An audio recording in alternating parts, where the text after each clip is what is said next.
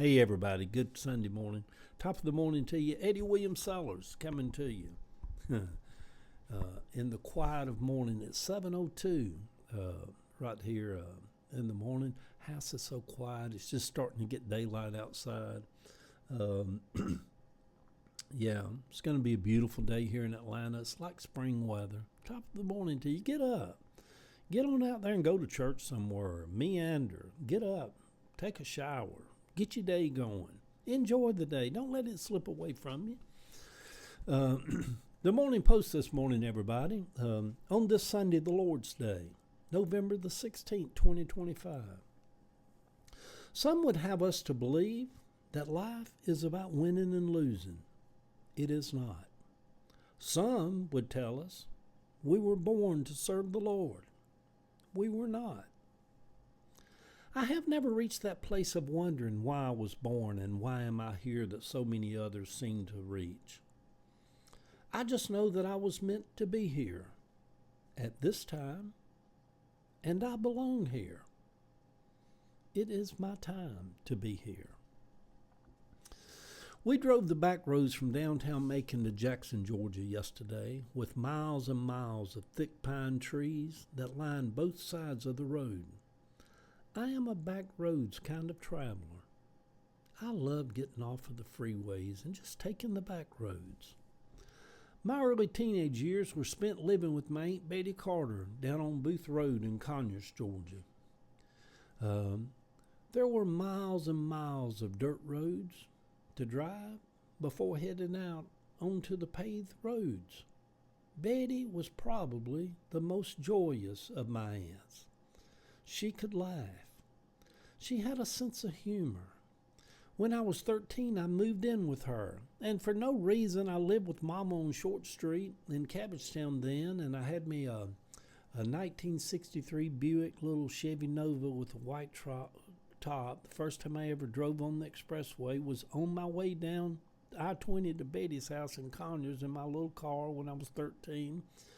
And for no reason, I loved Mama, but I loved Betty. And whatever reason, I said, Betty, I want to come live with you. She said, well, come on, hon. You got a bed down here if you want to come. I went and lived with her for like 2 years. 2 years down in that little basement she lived in Conyers. Yeah, just odd. This was years after her first little girl, Ella Mae, died at 4 of the fever. I remember as a young boy how my Aunt Betty would scream and scream for Ella Mae to please come back. Her mind was slipping a little bit. Echoing down 10L Street in Cabbagetown. I loved my Aunt Betty. She was always sweet. Betty was married 5 times before she ended up with Flip. Her final husband, Flip was her final husband. One of her husbands that she broke up with shot himself in a house on Carroll Street. I remember that evening. I remember the gunshot. Good Lord. On Booth Road, we carried water from a well, raised chickens and hogs. And me and Betty would ride up to the government office and get a trunk full of government surplus food to help us get through. We was poor as dirt, y'all. just as poor as dirt.